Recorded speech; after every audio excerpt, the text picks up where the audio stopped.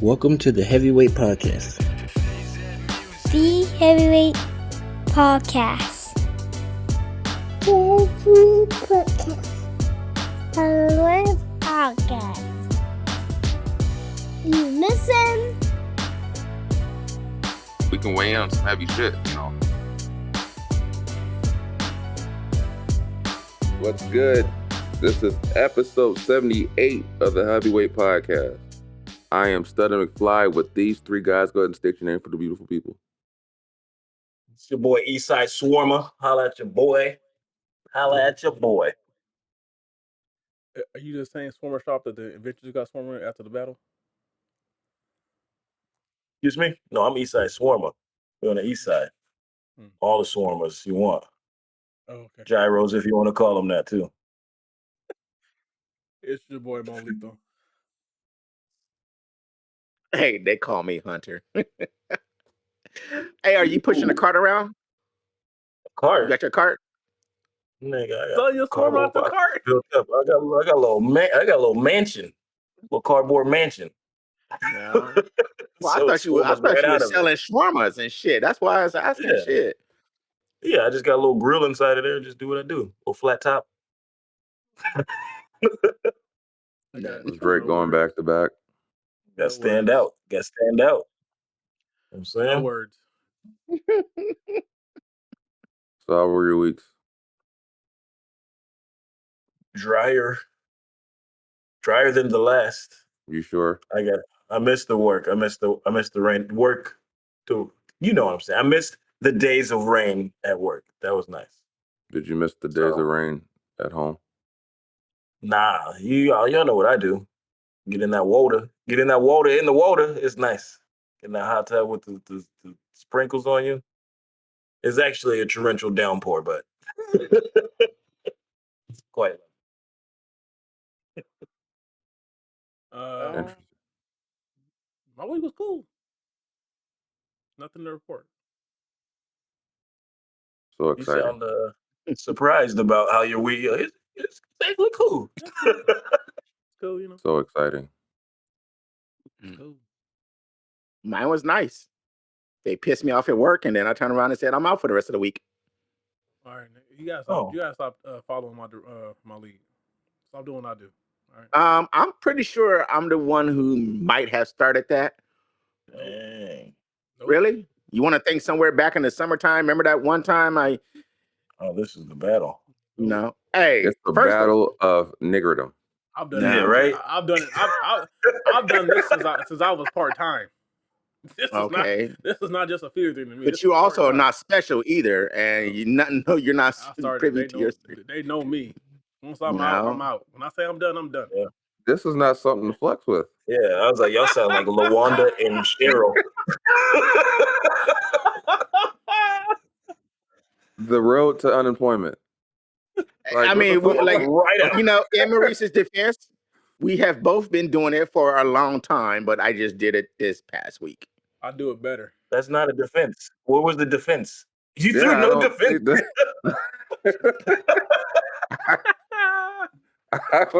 What the fuck? Like, I just know. Are you guys? When are y'all gonna claim bald heads too? No. I mean, he was bald first, so I guess he can have that. Yeah, he's 65, right? You 65, right? No, I'm 47. I don't know why you laughing. You look older than what you do. Anyway, do I? Yeah. No, I'm talking about Kevin. Oh. Let's get into it, man. Let's get 40. I enjoy my 47. You enjoy your 47. Good, well, 48 now with this year, shit. So the first topic comes from Kevin Wendell. He felt it important we know about Bill Cosby and his new ventures in life. He asked the question, is there a 2-drink minimum on his tour? I think you want to go into further detail?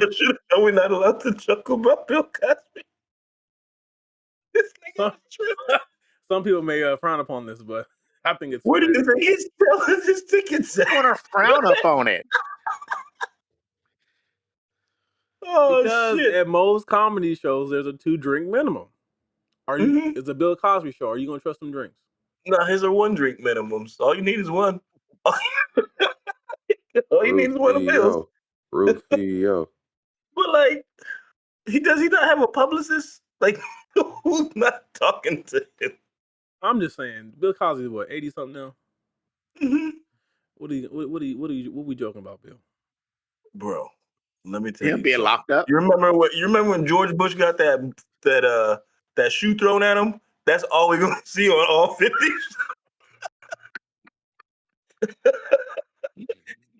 You saying they gonna just around me out here just chucking shoes at him? Just buying tickets to harm this old man. Like, stay home, Bill. Like, don't do it. I don't condone what you did, but I don't want to watch no 80-year-old get boo-bopped all across the country. Get pelted with a bunch of dildos. Right? They're gonna have to have plastic solo cups because everybody's still in glass. That's how we gonna start this one off, huh? Oh shit! I guess we said the last episode was too serious. So We don't stay care, home. rapist. Stay home, motherfucker. Who gonna open for him? R. Kelly? He gonna be at the. Yeah, I mean, he got an album out, don't he? That's what he doing a CVS tour. He gonna be at the pharmacy drive. They can do a tour. Cosby telling you jokes. Wait, while you Kevin get your just said- prescription filled. Kevin said you gonna do a CVS tour at the drive. Can you imagine you roll up Bill Cosby right there? It's just a recording of Bill Cosby telling you jokes while you wait for your prescription. I'm gonna just drive straight through them. I don't even want these pills. You can keep those motherfuckers. Funny. Oh God. I don't know. Yeah. Yeah, there's nothing. Fucking don't do it, Bills. Please don't. He already got his tickets. Are y'all gonna go? Y'all want to go? No. We're gonna film a live. Why not? Why not? Hunter gonna show up so he can do the Huxtable dance.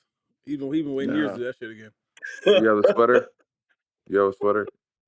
I'm not going to deny that I used to wear those kind of sweaters back in the 90s. No, I don't have any no more. I don't have any no more though. If that fashion came back, I would though. He got his Huxtable sweater. No, I didn't have a Huxtable sweater. Yeah, bring it back. I did wear a sweater vest though. I did wear the sweater Unrelated, vest. shout out to Miss Huxtable and Denise. God, that's the only reason why I watch. God damn, beautiful as fuck.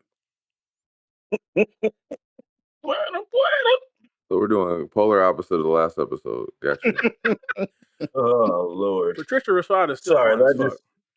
She's still beautiful as. Oh my God, that woman. Oh yeah, I see what you're saying. That is way different than the last one. That woman, boy. Damn, he was more loving. Now you're taking everything off the shelf. I still love my wife. I got eyes, nigga. I still got eyes. I see. Shit. I'm pretty sure you're not gonna get any offs for these statements. I don't give a fuck. I don't do it for the odds. I do it for the facts. The fact is she's still fine as fuck. Shit. I can't keep this goddamn beanie on. It's hot as shit, ain't What am I doing? It's hot as fuck. Trying to be East Side Swarmer. I instantly just saw Meek Mill. Hey, you lucky I ain't pulled the rollie out. You're lucky I ain't pulled the rollie out. Hold on, wait a minute. Hold on, wait a minute. He not finished. I gotta get a Twitter account and start crying on Twitter. You can go pay for your blue check mark. Just stop putting everything up that I feel. Like, Meek, stop. So to segue, we're gonna segue into the next topic, and I think it lines up with it. When you hit that point in life, do you take a step back and just light a match and watch it burn? Comes from Hunter. Yeah. Should we let Hunter go last? Because I think this is gonna be some shit. What you think? Well, let me go. Let me go first. I don't sit back and watch the world burn because my family's in the world, and it's part of my job to protect them. So I'm not mean literally the world. You know what I mean. I know what you mean. So I need to put safeguards in place so that any fire that are started don't spill over into my house. That is my answer. And I don't think we need to let the world burn. I think we need to repair it. So Well, you're not when an I instigator. when I say that, I mean I like instigate a lot of shit. like certain Just situations. not to I the get point the of fire. family point. I get the family point, but I'm talking about Mhm. friends, family, certain situations. You just get to a point where you're just like, look, that's it. If I'm your friend and I see you doing destructive action, I'm gonna say, hey, you might not want to do that shit. Now, if I'm not your friend and I see you doing destructive action, I'm gonna get the popcorn. And I'm gonna say, look at this shit. And I'm gonna watch it burn. Yeah. As long I as don't. the fire is not gonna touch me. Now, if I'm gonna get touched by the fire, then I gotta rectify the situation. But if I can be, It's a tough one. if I'm watching the fire on TV, I'm gonna let it burn. Yeah, I don't. Well, yeah. So, but I don't think I. They said he went from rectify to rectum. Well, my yeah. uh, Where was I going? You just threw me the fuck off. Shit. Well, I let think. me add this That into it means too. Oh Lord. whatever When you're I about to say, Here you you agree go. in it. Here you Go go ahead, first. Hunter. Yeah. no, I wasn't going to say that. I was going to say, let me add it in there. Like, okay, say like you and some family had like some family vacation, but everybody was tripping, everybody's acting stupid, and you're just like, fuck it. And everybody's like, but we need you. And you're just like, well, fuck all of y'all. Like everybody was While you're on vacation? no, talk Time about out. like while you're planning, while you're, You like know what? when you're You going know through what some I feel. things and you get to when you're just Hunter. tired of dealing with people. Hunter, how long does it take you to get to that point? I feel like it's immediately. No, That nigga breathe wrong. You're like, fuck this vacation. Nigga breathing all hard as shit. Ah, Oh shit. I say Oh. sometimes. Like, well, first of all, it ain't gotta be family. Planning a trip That's what with I people mean. It's in stressful. general Right. is hard. And that's kind of what I You just mean. It's like you reminded just sit there, you're doing it, but you finally get to that point where you're like, you know what? Fuck it. I'm gonna just burn this bitch down and watch everybody go down with it. My take on See, your I'm the example. opposite. My take on your example is that if we're planning, this is a plan. This is what you got to pay. If you pay, I'll see you there. If you don't, well, maybe next time around because I'm going regardless. I think that's Yeah, I one of think those it takes a lot. that's one of those situations where you control what you can control and you let the other people do Yeah. what they do. Mm-hmm. I think it takes a long time for me to get to the burning of things down. Like I'll try to take control of it before it's just like fuck it. Like for real, yeah. That's the way I look at it. I mean if it gets to burning, I do get the popcorn. That's the fun part. But I don't try to allow it to get to that if I could help it. Mm-hmm. If I could help it. If I can't, avoid all that that shit is at all what costs. no. Sometimes it's nice to watch things burn. That's all. Oh man, So I don't even like when things I like know it's burning. firewood, sage, I'm a candles. nigga doing something completely different. Like niggas like, oh, the Well, world's burning. I'm like, oh yeah, and I'm like, so you guys want to play 2K or something? And you're like, yeah, so nigga, so you're not gonna watch the world burn? I don't really give a fuck. Like if it's burning over there, cool. Just keep it the fuck away from me.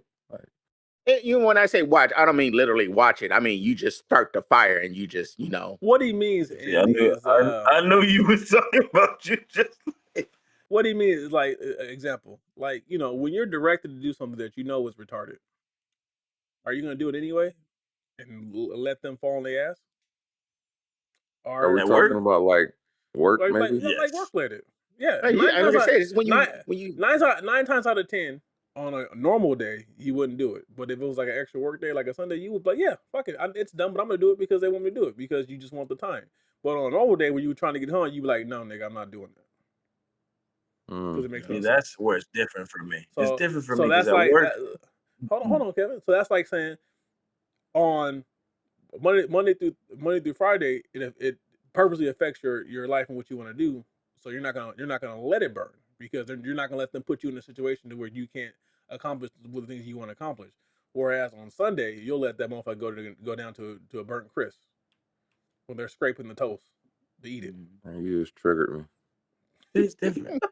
Now you changed it for me too. Like I'm different. I just think about. I just had this conversation last night. The shit they used to do to us in Ontario, where they say you're forced in, and then you be like, "So I'm forced in because you guys really need me." And then you get there, and they're like, "Turns out we don't need you. We just need you to go do this." And you're like, "So I was forced in today to do some shit that you really didn't need done, and you don't even have me in the system.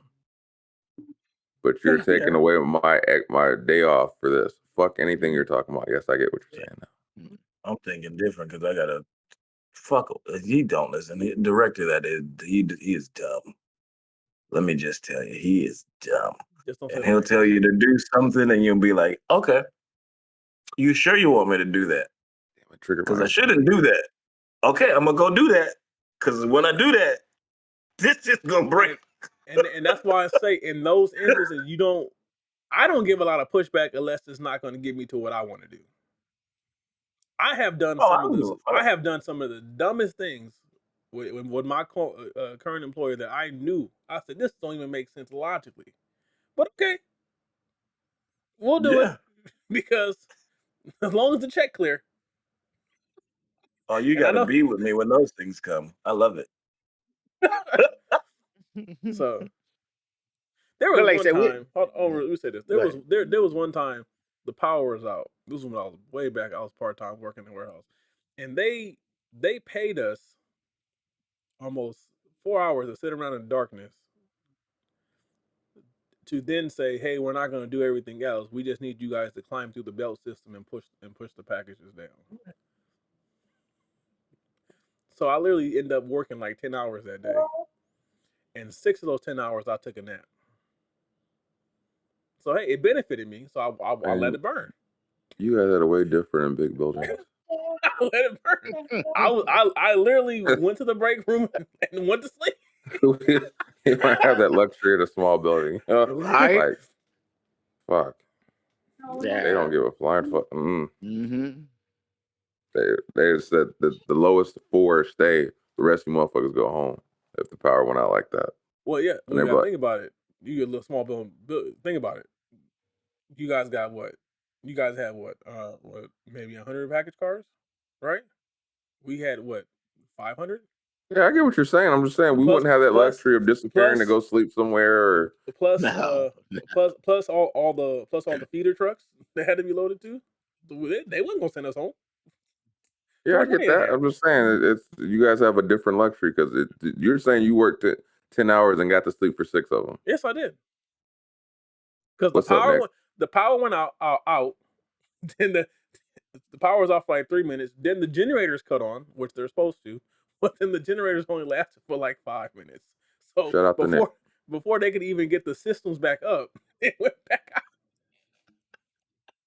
Oh man, it actually happened twice. Beautiful time. Shout out to Nick. So I watched it burn. Yeah. As Kevin's saying, I tend to throw that match a little faster. Nigga, you pour the gasoline before you even throw the match. Yeah, I was gonna say, how fast are we talking? You pour the gasoline before you even throw the match. What are you talking about? Yeah. No. I don't know. I just gotten to the point to where sometimes I'd rather sit back and watch it and then try to deal with anything else about it. You know? I will let it burn if it benefits me. How often do you try to stop the fire? Every time I want to be home by a certain time. I think that's the beauty of being independent in the jobs we do now. Now, if it, like when you're doing like we're talking about warehouse shit, everything is that dumb moment affects everyone. So it's like you can't even be like, if I do this move, I can get the fuck out of here by this time. It's like, no, nigga, this affects everyone. So when they make that dumb decision or call, everyone's affected by it. But like, luckily for us, being in a position of you take care of your work, and when you're done with your work, you can go home. you can maybe kind of navigate that to get out of that situation a little bit faster than. So you might be able to say, you know what, maybe if I negotiate with so and so, or if I can just get lucky and I know someone on the pallet dock that can get me a trailer quicker, I can make this shit faster than what it would happen. But like warehouses inside, they make that dumb call. There's not really much you can do. You're like, fuck, I already know how this is gonna affect me. Like, and truth be told, there is no benefit to letting the world burn. Now, some things need to be corrected, so some things should burn, but it's only going to benefit us if it's correctly, if it's rebuilt correctly, for lack of better. You got to burn it. You got to burn it first to rebuild it. Yeah. Some shit got to be completely destroyed. like dumbass managers when you're part time doing dumb shit, and then eventually you'd say, "This motherfucker's about to get fired," and then like you said. This ain't got to be work related. This could be government related. A lot of this shit don't work. It needs to be burnt to the ground and start over. I'm making it personal for me. What's up, Reggie? Oh damn, he's calling out names. Or we could even take it to Bill Cosby's comedy tour. Burn that motherfucker to the ground. That's why I said segue was a perfect segue. You said somebody just watch the world burn. I really feel like Bill Cosby. That's anyway. So the next topic comes from Molito. I'd ask, are you your own worst critic? If so, why are you so hard on yourself? Yes, because I'm a real nigga. Yeah, I mean, say some shit pretty like much that. everybody's pretty harder. I think most people are harder on themselves than anything. I don't know. Some people are not. Well, we're our own critic then. Well, we're our own worst critic when it comes to certain situations. Because again, everything is different. Are you talking about looks, weight, life, home? I know some people that say. I know some people that say it is what it is, and they don't have a real care about most things. They just kind of go with the flow. And I'm like, nigga, you need to care about something. You need to care about Kevin Durant. Something. Self-care, son. Self-care. Well, I mean, I know I'm my own self. I'm hard on myself. I know that because I understand what I carry, and I understand the importance of that. So that's why I'm hard on myself. But I do notice that, like, you know, some people keep that what I call like the child mentality their whole life, because as a kid you don't have much care in the world. Like you're just living life and you're taking things as they come. And some people grow up as an adult and can do that, and to me it's amazing, because I'm like, how do you not worry about this or harden yourself because of this happened or whatever? I don't understand it, but shout out to them. I think most people are critical on themselves in general. You know, like I said, when it comes to looks, weight, you know, money, all that kind of thing. You know, again, a lot of people just hold it in too. Remember, they don't really say anything about it. They don't really let the world know about it. You know, I'll say I'm my own worst critic when it comes to shit I'm good at. I like that. Really? I was gonna say, what are you not good at? I'm just saying, like, when, like, for instance, if I do music and I know I'm good at music, I am my own worst critic at music, because I'm thinking to myself, this could be better, that could be better, is that even good? And then somebody go, man, that shit was dope. And you're like, but is it? Like, because you're thinking, I could do better. I can do better. I can do better. So you're critiquing shit that people don't even pay attention to. Right. Just like some women are feeling fat when they're not even fat, and they're like, why you? No. Ain't nothing wrong with being fat. Pick that stomach up. Well, because I think that shit's amplified, especially like when you, like, Kevin, you were talking about feeling things for celebrities as far as because they're in the public eye or whatever. But like, I think a lot of, especially the women in Hollywood, they get so amplified at the belief that because they're publicly seen, they fucking go to extremes to try to look who they feel society accepts. When they don't realize the average man in society is not thinking you being a fucking twig is gorgeous. Like, Or I gotta wait 14 hours in the morning for your makeup. Like, I don't want to wait 14 hours for you to do makeup. I just want to leave. Like, what are we doing? Or I don't need you to look like a goddamn Pokemon. Yeah. Because most of the celebrity women that I've been drawn to, usually when they're in their, they're, I guess, quote unquote, unfit phase, and I'm like, they look, that's when they look the best. What the fuck? Like, and then like all of a sudden you see them again and they fucking look like fucking a skeleton, and you're like, they told you this was beautiful. I'm still mad at Vivica Fox what she did to her face. Oh, is that why she looks different?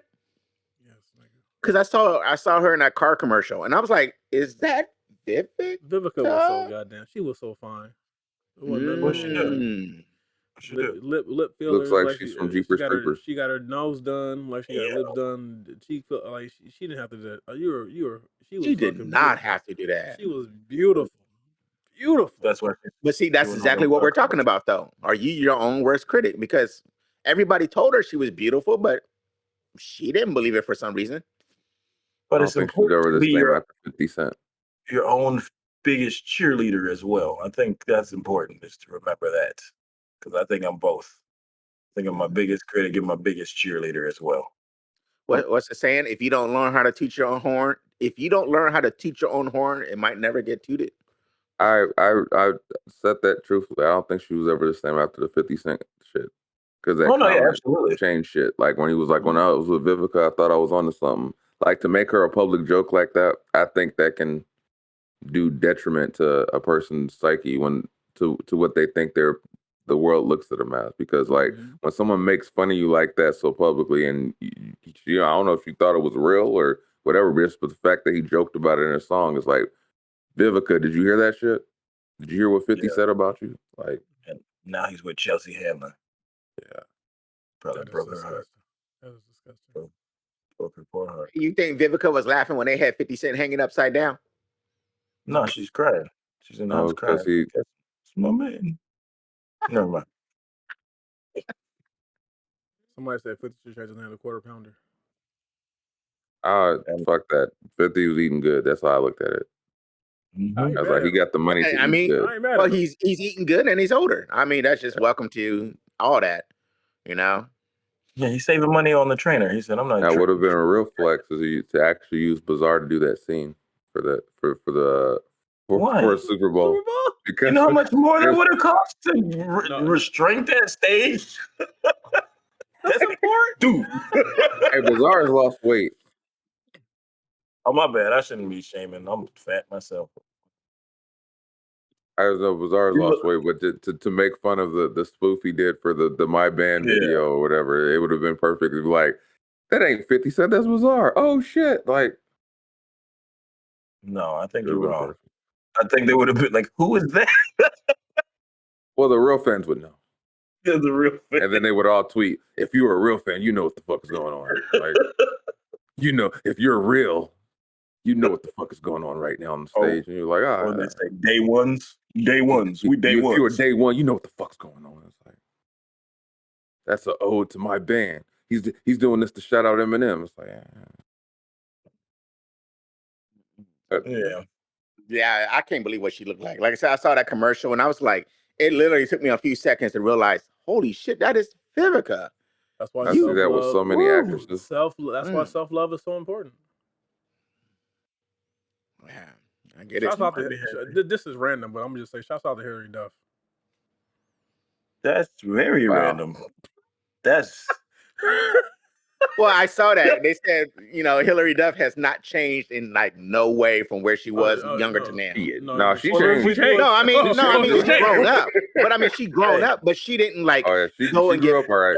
Yeah. Right, but she didn't go and get plastic surgery. She didn't go off the rails. She didn't like, you know. You look. I don't care what nobody say.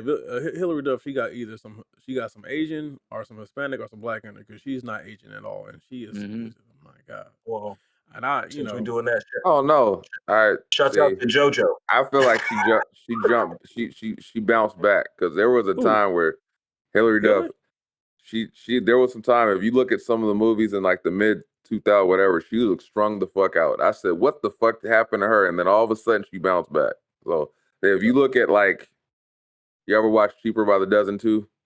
Look at that movie. I know you got Disney Plus, nigga. You got kids. Look at Cheaper by the Dozen too, and look at Hilary Duff and go, "Ooh, shit, she looks strung the fuck out. She looked like she was on some shit." I'm not gonna taint the image if I have her my But I'm just saying, she bounced back. She went back to the and said, maybe health and self-care is the best care.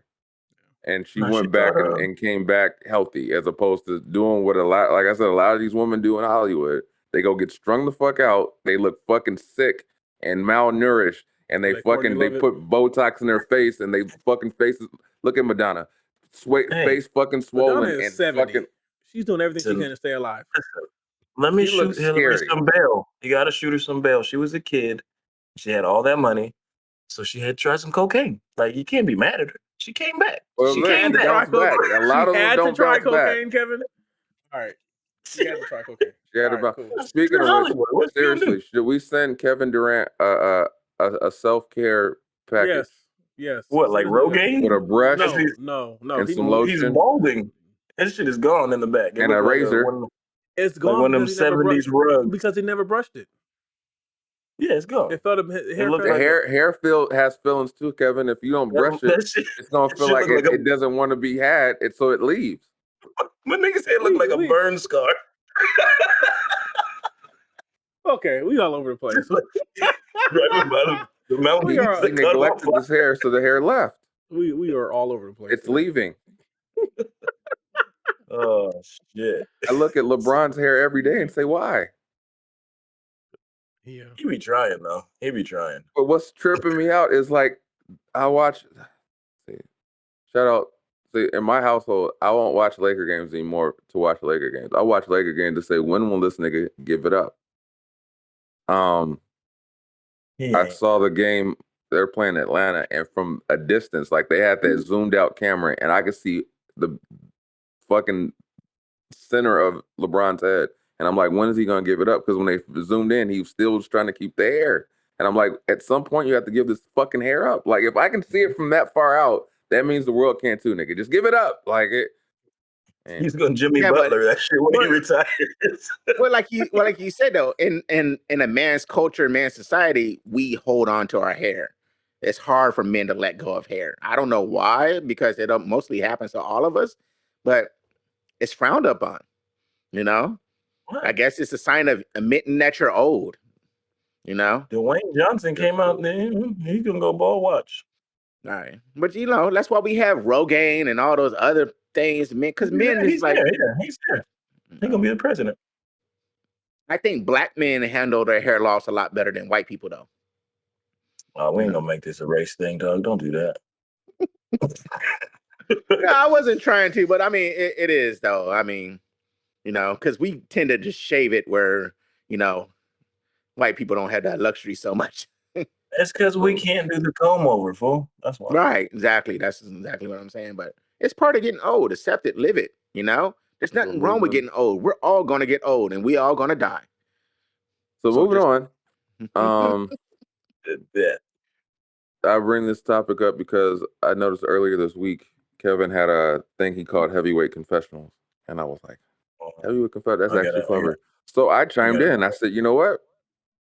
I like this Heavyweight Confessional. I think we should do Heavyweight Confessional. So I was randomly in the market, and I realized at that moment I was overwhelmed. So I posted as a topic. I said, my Heavyweight Confessional is, when do you realize that you don't know what the fuck you're doing as a parent? So the question I pose is, at what point did you guys realize that you were in over your head of being a parent? And then at what moment you realized, I think I got this shit. I think I got it figured out. I don't know if I got it figured out, but I'm coasting.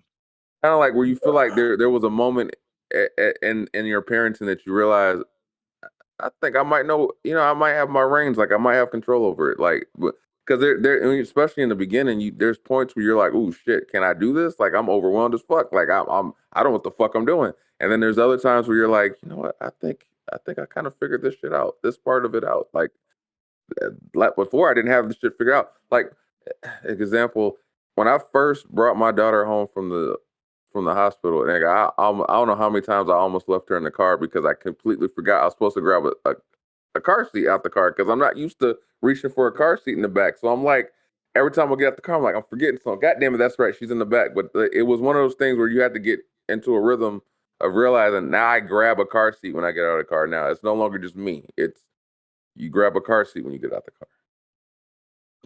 I think honestly, I still think it's trippy that the new cars tell you that the new cars that they have sensors. Oh yeah, so my when shit it's will go. it tells. It sounds out a horn, and that shit gets loud as fuck. I'm like, yeah. So so when we stop, the car says, "Check the back." Like I said, I made the mistake of just like let's see what goes on. That shit will go off if it senses movement in the back, it will go off. I don't think I got it figured out now. Mainly because I have a daughter. I don't know I don't know how girls think. I don't know what it's like to be a girl. I don't know how to tell her to be a girl. I everything is foreign. Every day it's learning. I I had to learn everything about women basically, or the female anatomy, because I don't know anything, and I do understand now that I have to approach things differently, especially um, the way I speak to her, the way I talk. I have to be softer with her, and I understand that I can't communicate with her the way I would like my nephew or a cousin or something like that. Like so I don't I'm still figuring that out, and so I don't think and I still get overwhelmed because these these uh these toddler emotions and tantrums and the way I be wanting to just I'd be looking at her like, had that been me, I would have flew 20 feet down the hall. But I'm gonna let you live because we're trying to do better. So to me, everything is a struggle. It's a struggle. I don't think I think I'm a good parent because I'm active and I'm trying, but everything else is a struggle. yeah, that's what I feel. I feel like it's like golf for me. First days, like you said, it feel like hell yeah, I got this, and then later days, like damn, I have the slightest. Like that's comes from just like you said, trying to do better raising them, but then the age that I have is like I don't know if they have ears or they choose not to listen. Like They just they don't listen. They just choose not to listen. They have they have the you're just like, damn, like am or I they doing pick up something on wrong? they pick up on the words they want to hear. That's what it is. Yeah. So like that type of stuff makes me think like, damn. And then my oldest is like, some days you're like, damn, am I doing something wrong or doing something right? And then there's days where you're like, okay, I can tell, I can tell. So I yeah, think man, it's a roller coaster. I think the biggest indication of whether you're doing something right or not is how your kids behave when you're not around. So, like when we had our teacher tell us about how she behaved in the classroom, it was a proud moment to me. Like she well behaved, she was respectable, um, she was studious. Like that to me, that was like, okay, I am doing something right. I'm not completely messed up. We're doing something right. Well, my wife is, because but I think that is how you gauge whether or not they're actually listening. Is how they act and behave when you're not around. Think like you made me think about the time where you brought your daughter out to play with my kids, and I remember you told her she couldn't do something, and she threw up a fit, but she never crossed you. And I remember telling you that, and you said I was kind of proud of that moment. I said, nigga, think about it. She was mad, Oh yeah. but she did what you said. She, he fucking was like, she didn't want. She was mad. She was throwing a fit, but she said, you know what? I'm not crossing my father. That's a moment you take pride in, like, because you know if she didn't respect you, she would just do it like whatever. Like I'm gonna do whatever I want. But the moment she said Dad said no, she said, "Ah." But at the same token, she was like, I'm still gonna respect what he's saying and not do what he told me not to do it, so I'm not doing it. I think I know one thing I do for sure is when I tell her no, she asks me why. I give her 90% of the time I give her explanation, and I think she says okay. There's a reason, even if she doesn't comprehend the explanation. She says okay, and she just goes with it. And then other thing is like she knows for a fact that there's things she shouldn't be doing. And you know when kids give you that guilty look when they've been caught, oh, like she does it. But what I noticed is that she'll test boundaries around us, but when we are in public settings, for the most part, she's well behaved. Yeah, it's weird how that works. I don't know how that works. I don't know why that works that way. I'm happy for it, but that's just. I always get that too. Oh man, your kids are so quiet and polite to themselves. Oh yeah, because they're not like that at home. Like Come in the house. Come in the house. I stepped on 7 Legos today. Shit. Fuck. Yeah. She even the other week when we took her to knock, I thought she would throw a fit and be impatient for the lines and all that stuff, and she patiently waited there, and she kept saying she threw a fit because she wanted to go on Jaguar, and I said, "Baby, you're not tall enough for Jaguar," and she couldn't understand. Well, I want to go on this. I said, "You're not tall." I said, "Baby, the only roller coaster you can ride is Sidewinder. That's the only one, and even then, you're right at the line. You're right there." Been for Jaguar. Jaguar is pretty low. No. Jaguar is 48 inches, sir. My daughter is a solid 41.5, and Sidewinder is 42. So I had to I told her how to cheat so she'd be a little taller, and even then I had to ride it with her. But we waited in that line for like 2 hours. She waited patiently. She was excited, and when we got on the ride, just to see the pure, I thought she'd be terrified, but just to see the pure bliss on her face, said, okay, it was worth it to wait here this long for her to get this 60 seconds of experience. So we did that, and then she got her. She took her. What did she pick out? She picked out a Camp Snoopy backpack, and then we went to dinner. And she had How a much great did that time. run you? What, the backpack? Yeah. $24. I actually got her a backpack and a puzzle. I think I only spent like $40 in the gift shop. That's much better than Disney. Oh yes. Disney don't play. $35 for this. You're like, damn, man, it's a straw. It's better than SeaWorld and Sesame World. Yeah, I will say that the thing that floored me that I didn't like at Knott's was the fucking the face paint. I said, excuse me? Yeah, the premium ones the kids want. I said, Yeah, the one that's like Spider-Man. I said, how much is it? Oh, and then they're like, the thing is you can get it touched up throughout the day. I said, this shit here, like, that's I gotta do this twice. That's how they get you. That's how they get you. That shit was, I was like, God damn, like, if it was just one kid, cool, but shit. I want to hear Hunter's take on this since his kids are grown.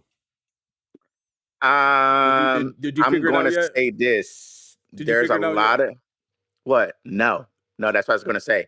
I was going to say there's a lot of victories, but the battlefield is ever changing, and you will never have it figured out. So what he's telling us is there's no hope. No, there is no hope because you're constantly learning how your kids move because they change. I said take the small victories and live with them. Yes, because that's what you're going to have. Well, I can comprehend they change because as they grow, they're going to develop their own ideas and their own personalities and stuff like that. Dude, my oldest is 30, my youngest is 27, and I still don't have it figured out with either one of them. I'm still going back and forth and trying to do things. And I really noticed that since my grandson is at his age, I don't treat him the same way I treated my boys because the world has changed. Because your grandpa. No, like that. No, I don't treat him like better that way, but I realize I can't talk to him the way I talk to my boys because what I did back then wasn't the right thing to do. So I'm still learning. How bad did you talk to him? What do you No, it's like perfect examples like you said, Mo. When you told her no and she said why? My response back then would have been, because I said so, motherfucker, go. Okay, but now I realize I can't do that. Sometimes I still say because I said so. I just don't call her a motherfucker. No, you know what I mean. But I'm saying I said so. You would have never back then. You were never supposed to question. Right. I'd have no teeth. Right. So that's what I'm saying. Now, even now, I don't have it figured out because now I have to move different because of him. So it's something. Take the small victories, live them up, enjoy I'm them. telling you, a lot of these Because kids have never been Sparta kicked, and it shows. no, They've never had the That's wind taken probably from their chest. probably good. It's probably a good thing. it is. You ain't never had the wind. You ain't never had the wind knocked out your body, and it shows.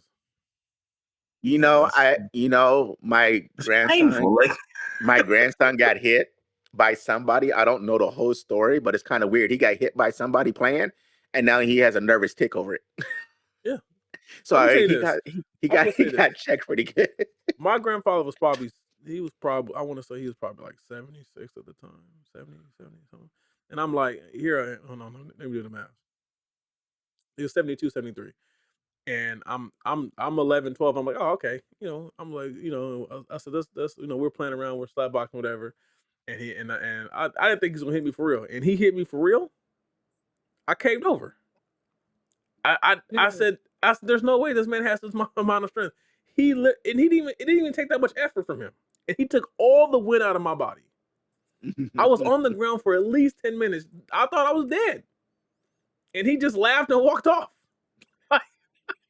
That's the old paradigm. Yeah, that's that's why I said you never have it figured out because every generation changes, kids change, everything. And I couldn't cry because I asked the slap box. Right. I had to take it like a man. It gets hard. I wish you could say you have it all figured out, but you never do. The moment you think you have it, it's like life. You never stop learning. It's just exactly what it is. You just always constantly learning. But as long as you're improving and doing better, it is what it is. But no. And now I got a granddaughter. I can't even imagine having this is the first granddaughter girl in my whole family. And I already know I'm gonna be an asshole when I become. There has to be a woman somewhere along the line, or you guys wouldn't be able to be there. I'm talking about as my kid. I never had a daughter. This is the first granddaughter, so never had sisters. So I look kind of forward to it because I'm gonna be that ratchet old grandpa. No, you're gonna go broke. You're gonna buy everything. No. I'm gonna be that guy. I'm gonna be the grandpa where pisses off the young little guys that try to come around and Don't do that. Don't make it hard for him. Yes. Don't do that. Yes. I changed my mindset on that too. I mean, as long as I think you're a good kid, I'll let you talk to her. I can't. You know why I say that? Because you were there. I understand that not only because I was there, but I understand that I can't take care of her for forever. True that. And so part of my job is showing her and teaching her how to choose a good partner. That's part of what me and my wife's job is. So I want to see who she chooses to spend her time with, so I can see if I can trust who she picks for her husband. Mm-hmm. There was something I saw like that. I liked it where the kid was dating somebody's daughter. The guest that came to the dad was like, man, she's a handful. He's like, yeah, I made her that way. So now you get to do it.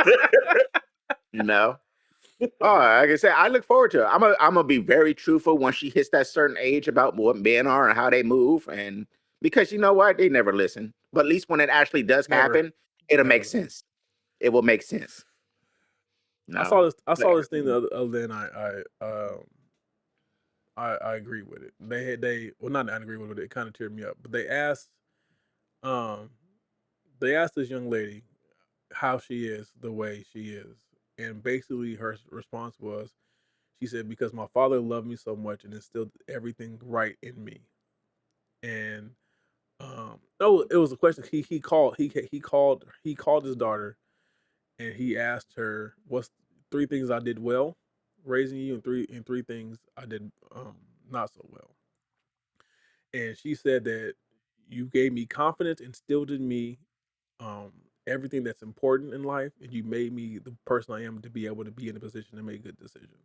And when she said that, he started crying. I said, it's not even my child, and I want to cry, because I think as a parent, that's all we can aspire to raise a person to the point to where they make good decisions, and they have their head, and they're an upstanding citizen, upstanding person.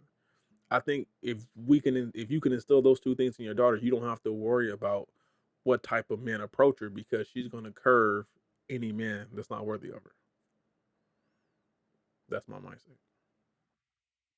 Yeah, I got a little boyfriend around here. That came out wrong, but you know what I'm saying. Wait, what? You know what I'm saying. There's a little. She got a little boyfriend. Who? He's a good kid. Good kid. Who? Well, my oldest. Oh, I thought you was He's talking good. about like. I thought you was talking about Nah, not Kendall. Yeah. Not the little one. The youngest be too busy beating him up. That means she gonna have the most. It's free shit. Like, just be punking these folks up. Look, Dad, that got 7 juice boxes. Yeah, but you know, he's a good kid. He's a good kid. Like, that's one thing I had to say. Let me meet this kid, and then you're like, oh, he's respectful and all that stuff. So he's a Seahawks fan, so that's the only downfall. Fire him. Get rid of him. You know what's funny about that? You know how many dads thought I was a great person too? Anyway, moving on to the next subject. So, tying into good parenting and bad parenting and whatever the case may be. Romeo, Master P, their relationship. Romeo claims that his father is the reason why he's broke now.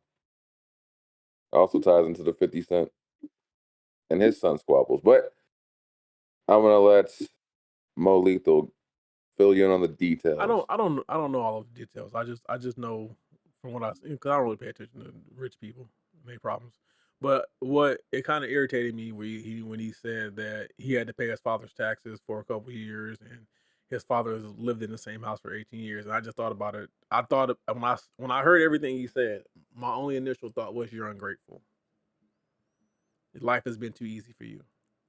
And that's probably the one, and that's the one thing that your father didn't teach you.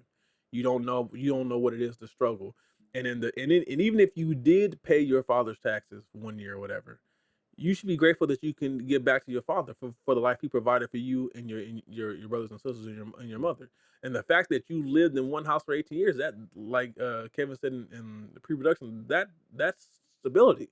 That is what people strive for. That is, I know what I said was, I when my wife was pregnant, I said I want to get a house. So my daughter has a house, she has a home, something that she can always come back to, something that we have forever, that's going to be hers. That's the whole point. Your father he made the right decisions to put you guys in a position to be more than successful. He gave you all the tools to be more than successful. Then not only that, he allowed you to pursue your own things. And then to have these kind of statements and this kind of response, to me, it's just, you're ungrateful. You sound like a doof. They just paying me in cars and stuff. Like, sell the car then, fool. Like, you didn't learn the hustle from your dad? Like, he should have instilled that. He went to USC. Like, that's not a easy school to just be in. So, you know, Mo said something that was kind of weird to me right now, that I think we knock on it, but we all do it. We all say that these kids don't learn to struggle, but in the same token, none of us are trying to make our kids struggle. That's the one thing we're trying to keep them from. But to deal with it. But the thing that's the bad part that's going to come from it. So how do you make sure your kids struggle enough to learn, but they don't? It's not necessarily have to make them struggle. They have to be able to face adversity. Like, you have to teach them. Right. And you have to teach them the value of things. Right. Yes. Yeah. Value is not something that only consists of money, monetary things. Value is all around. It comes in value of personality, value of influence, value of a company, value of who you spend your time with. Value, that's what you can be rich and successful all your life, but what's going to keep you there is value and perspective.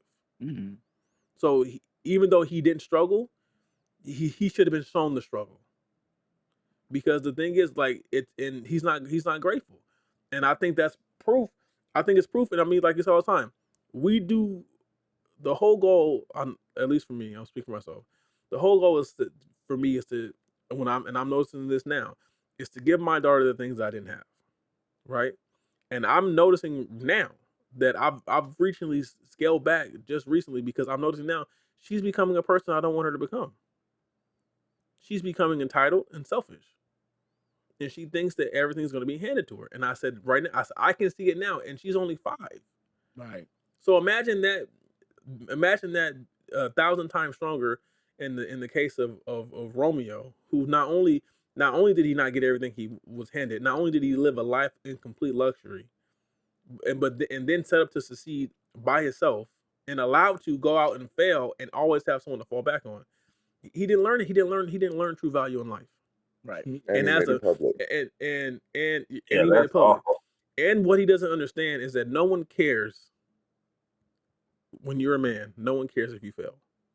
Get up and figure that shit out. Or he's not. Like, I just was looking up his net worth on several things. It's $5 million. That's not broke. Like, I don't know what world you But live in. it's not. to See, call- In it's his not- world, that's broke. It's not right. It's not broke to That's us. dumb. It's not broke Yeah. to us because he's not. He's never lived a normal lifestyle. Mhm. Yeah. You know what I'm saying? And He's used to the $300-$400 dinners and the $100 breakfasts. He's used to shit like that. Shit that we do once in a while. That's his everyday thing. So a 5 million, I can stretch 5 million for the next 20 years I don't think and he never taught go him to how work, and never go to work. I can make think that's what that. I can make that work for me. He couldn't because Yeah, it's you a think lifestyle.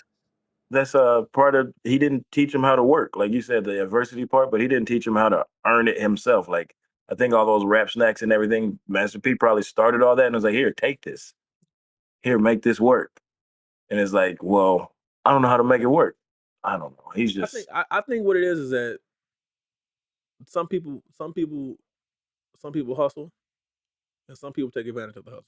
And I think Romeo taking advantage. just took advantage of his father's hustle. His father gave him the blueprint. His father is the blueprint. He took $10,000 and turned himself into a multi-millionaire. And the only thing you got to say is I had to pay my dad taxes and I'm broke because of him. There's no dollar amount that can be placed on the knowledge that your father has handed down to you. But you're gonna nitpick because this is nothing but a child having a tantrum to me. Mhm. Yeah. I bet you if he looked at the will, it would have him all over it. If I was a person, it had him all over it. Now it don't. You better ask your sister for some money because when I go, she getting most of it. That's what. That's my take. But I mean, either parent shouldn't have been surprised by what happened. I'm more surprised about them taking it to the streets and letting everybody know instead of just keeping it into your family, which was he took bullshit it. part. He took it to the streets. Right. That's what I'm saying. This is also No. random, but shout out to Angela Simmons. God damn. Diggy gonna come after you. I don't give a fuck about Diggy. I whoop Diggy ass.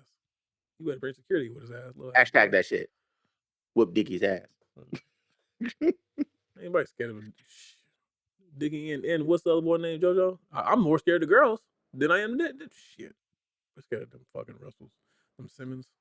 Yeah, I They don't get shoot the it. whole bringing Shoot everything it. out in public lately. I don't get that part. You know? They think it's the cancel culture. Like, that's gonna get Master P canceled, and I'm like, you can't cancel the hustle. He's just Why gonna would work. you? But why would you cancel your source of income? Because clearly you ain't working. Because he's a doof. Like, Well, that makes no sense. because he's got to be 30 now, right? About almost, just about. You know, he You got to would be at think. least 30, 34, 35. Oh no, that's Him and not Bow Wow, him. him and Bow Wow about the same age. That's what I'm saying. You damn near you about to be a man almost 40, complaining about what your father ain't doing. He saw Yeah, you 50 Cent's son do it. He was like, shit, I could do it too. better pick up a shovel. Go start And I said, shoveling straw. I don't get the wife throwing it out to the world to see. I mean, I don't get that about our society now sometimes. Some issues, know. some family issues need to stay within the family.